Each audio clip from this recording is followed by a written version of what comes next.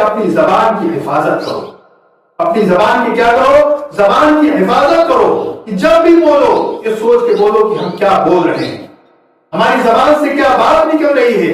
کسی کی برائی تو نکل رہی ہے، کسی کی غیبت تو نہیں کر رہے ہیں، اللہ کو ناراض کرنے والی کوئی بات ہماری زبان سے تو نہیں نکل رہی ہے. قرآن پاک کے اندر اللہ رب العزت نے سورہ حجرات کے اندر یہ بات ارشاد فرمائی، مردوں سے بھی اور عورتوں سے بھی، یا ایھا الذین آمنوا لا یسخر قوم من قوم عسى ان یکونوا خیرا منهم. اے ایمان والو، مردوں کا مذاق نہ اڑائیں. ہو سکتا ہے کہ جس کا مذاق اڑایا جا رہا ہے وہ مذاق اڑانے والوں سے بہتر ہو. ایسی اللہ نے فرمایا کہ اذا یسخر قوم من قوم عسى ان یکونوا خیرا منهم ولا نساء من نساء. عورتیں عورتوں کا مذاق نہ اڑائیں. ہمارے یہاں کیا ہوتا ہے، جس نے اچھا کپڑا پہن لیا، قیمتی کپڑا پہن لیا، اب وہ عورت دوسری عورت کو جس کا کپڑا تھوڑا سا کم قیمت کا ہے، تھوڑا سا سستا ہے یا تھوڑا سا گندا ہے، وہ کیا کرتی ہے، دیکھ دیکھ کر کے اس کو ہنستی ہیں. 4 عورتیں اکٹھا ہو گئی اور ایک عورت کا مذاق اڑانا شروع کر دیا. یا زیور اچھا پہن لیا تو اب جس کے پاس اچھے زیور نہیں ہیں، جو غریب عورت ہے، اس کو حقارت کی نگاہ سے دیکھتی ہیں، اس کا مذاق اڑاتی ہیں، کبھی نگاہوں سے، کبھی اشاروں میں، کبھی اپنی زبان سے. یہ سب ہوتا ہے ہمارے یہاں. تو اللہ نے فرمایا کہ عورتیں عورتوں کا مذاق نہ اڑائیں. یا اور کیوں؟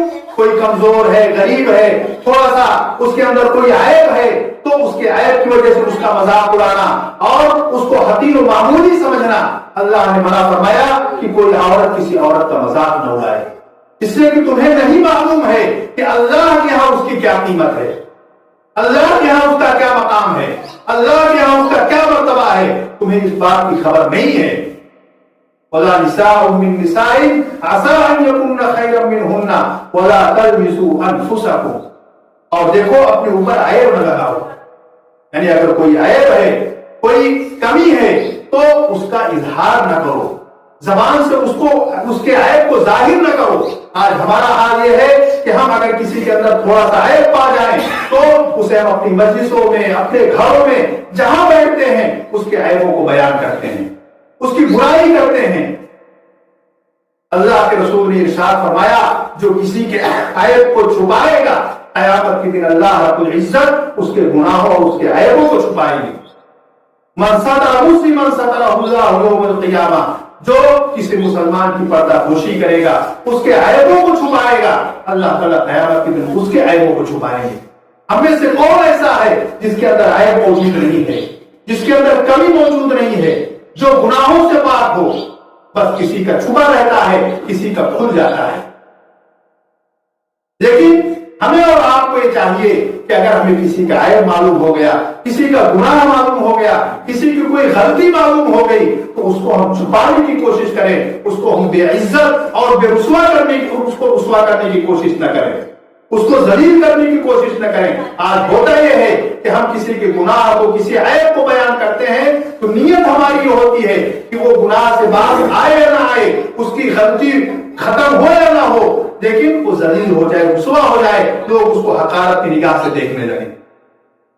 تو اللہ رب العزت نے فرمایا وَلَا تَلْمِزُوا أَنفُسَكُمْ. دیکھو تم اپنے اوپر عیب نہ لگاؤ. ظاہر کہ اپنے اوپر کون عیب لگاتا ہے؟ ہم یہ کہیں گے کہ ہم برے ہیں، ہم چور ہیں، ہم جو ہے نادان ہیں؟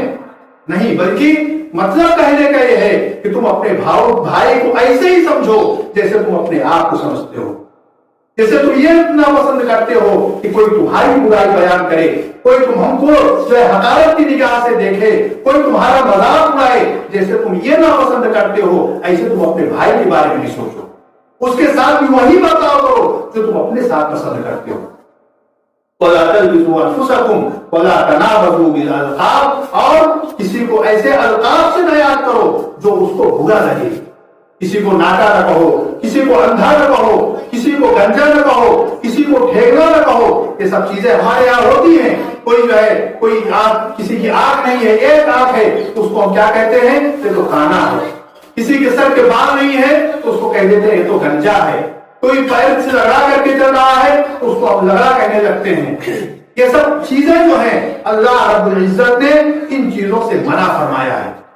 क्यों? इसलिए कि चीजें ऐसी हैं कि आप जिसको ये कहेंगे तो आप कहेंगे इसलिए कि वो उसका मजाक उड़ाया जाए। लेकिन मेरे भाइयों और दोस्तों, आप जिसका मजाक उड़ाते हैं उसके दिल के अंदर आपकी नफरत बैठ जाती है। कभी भी आपको मोहब्बत की निगाह से नहीं देखेगा, कभी भी आप उसके दिल के अंदर आपका एहतराम बाकी नहीं रहेगा जिसको आप अलकाब से याद करेंगे। वो आपको कभी चाहेगा आप उसका मजाक उड़ाएं, उसके आयतों को बयान करें और ये चाहे कि आपकी इज्जत करे, कभी इज्जत नहीं कर सकता। वो अगर देखने में करेगा भाई तो दिल के अंदर उसकी इज्जत नहीं होगी। ये हमारे समाज की बुराइयां हैं। अल्लाह ने और फरमाया वला तजस्ससू, और देखो किसी की टोह में ना पड़ो। क्या करो? किसी की टोह में ना पड़ो। कौन क्या कर रहा है, कहां जा रहा है और क्या उसकी सरकार का क्या उसकी सरगर्मियां हैं। हमारा एक मिजाज है कि जो जा रहा है हम टोह में पड़ते कौन है, कहां जा रहा है, इसका मकसद क्या है, और इसी तरह से हम जो है छुप करके देखने की कोशिश करते हैं और उसकी जासूसी करते हैं। अल्लाह ने मना फरमाया वला तजस्ससू, देखो किसी की टोह में न पड़ो। ये मर्द भी करते हैं, हमारी औरतें भी करती हैं। किसी की बुराई के चक्कर में पड़ना, किसी की ऐब को तलाश करना, वला तजस्ससू, देखो टोह में न पड़ो। वला यग़्तब बा'दुकुम बा'दा, और कोई किसी की गीबत न करे। तो मेरे भाइयों और दोस्तों, ये जो हमारी कमियां हैं, हम अपनी इन कमियों को दूर करने की कोशिश करें। ये कमियां हमारे मर्दों के अंदर भी पाई जाती हैं, हमारी बहनों के अंदर भी पाई जाती हैं। हम सब इन कमियों को दूर करें और अपनी जिंदगी को हम अल्लाह की इताअत के मुताबिक गुजारें, अल्लाह की मर्जी के मुताबिक गुजारें।